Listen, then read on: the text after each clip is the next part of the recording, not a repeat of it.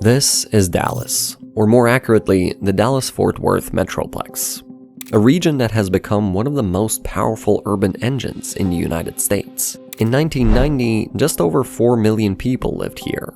Today, that number has nearly doubled to 8 million, making it not only the largest metropolitan area in Texas, but also the fourth largest in the entire country, ahead of San Francisco, Atlanta, and even Miami. And it's showing no signs of slowing down either. Between 2020 and 2025, it was home to 5 out of the 10 fastest growing cities in the country. And some studies predict that it could be the largest metro area in the country by 2100. But what makes this story remarkable isn't just the population boom by sheer numbers. It's also how the region is growing. It's one of the most sprawling metro areas in the US, dominated almost exclusively by single-family homes. As a whole, it covers approximately 9,286 square miles in total, making it larger than the entire state of New Jersey. So why did everyone seem to collectively decide to move to Dallas, and what does that mean for its future? In the early 20th century, Dallas was a modest regional hub mostly defined by its railroads, trade, and oil money, but not yet the kind of city that attracted people from across the country. It's not that hard to see why, considering it was practically located in the middle of nowhere with no major rivers or coastline, just endless stretches of flat prairie in all directions. However, things started to change after World War II. As the Sun Belt began to grow, Dallas began to diversify its economy beyond oil and finance. And with plenty of flat, developable land and a business culture that openly welcomed newcomers, it quickly became a prime destination for both families and companies. A major factor came with the arrival of the interstate highway system that gave Dallas connections to the other major cities in Texas. Unlike older cities that were built around street grids or transit lines, Dallas built itself around mobility and space, promising residents cheap land, big homes, and easy freeway access to wherever the jobs are. The growth only accelerated towards the end of the 20th century. Between 1990 and 2000, the DFW had the fastest growth rate out of all the top 10 cities in the country, adding nearly 1.3 million people, and it has continued ever since. Now, the area is, as I mentioned in the beginning, the fourth largest in the US, with about 8 million people. However, while its population is quite large, it is also extremely spread out. Just look at this chart, which measures the population density distribution of the top 50 largest metro areas in the US and Canada. As you can see, it has the highest percentages of yellow out of all the metros. These are basically the regular density suburbs, which Texas is often associated with. From above, the entire region looks like one continuous layer of single-family homes, highways, and business parks stretching in every direction. Even though there are still separate cities, Dallas and Fort Worth practically merged together all the way back in the 1980s, and ever since then, the area has expanded in every direction, as you can see in this time-lapse. To the north, places like Plano, Frisco, McKinney, and Prosper have exploded in size. Frisco alone grew from barely 6,000 people in 1990 to more than 240,000 today, one of the fastest growth rates of any city in America.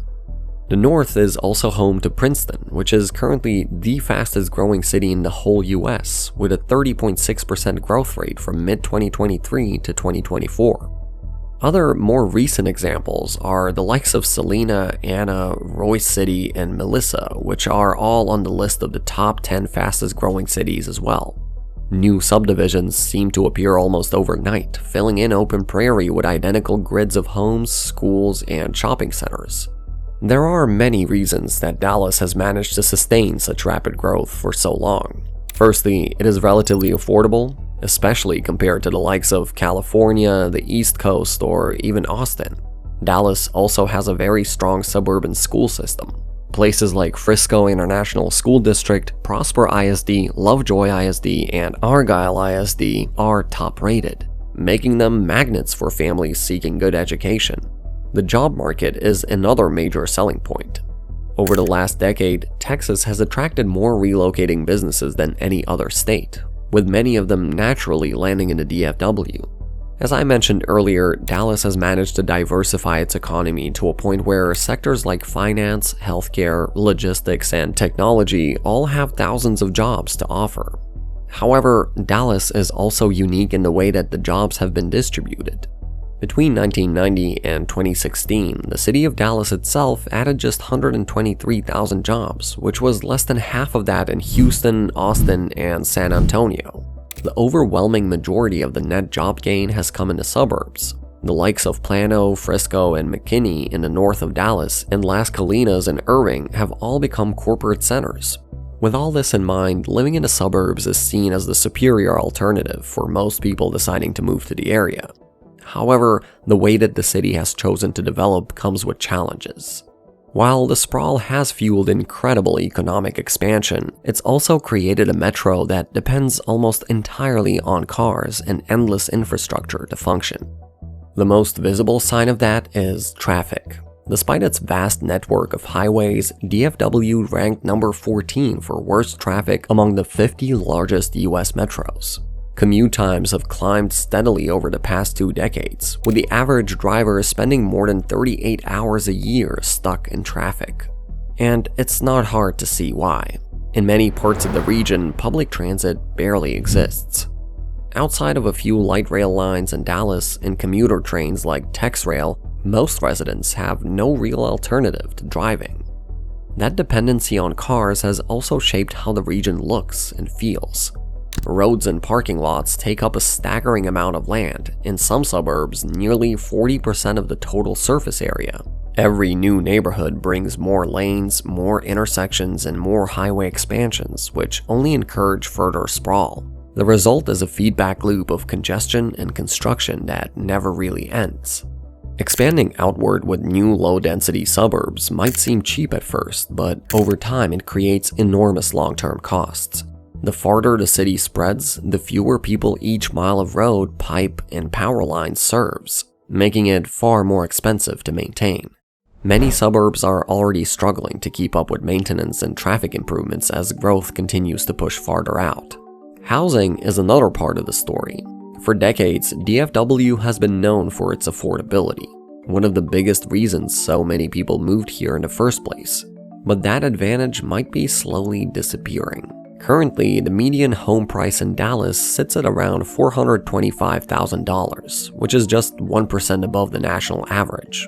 However, since 2020, housing prices have increased by almost 30%. In fast-growing suburbs like Frisco and McKinney, prices have more than doubled since the early 2010s. Still, Dallas keeps growing, adding more residents and businesses every year.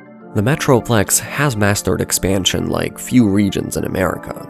But the question is, how long can growth continue in a landscape built almost entirely around sprawl? And what will the city look like when the limits of expansion are reached?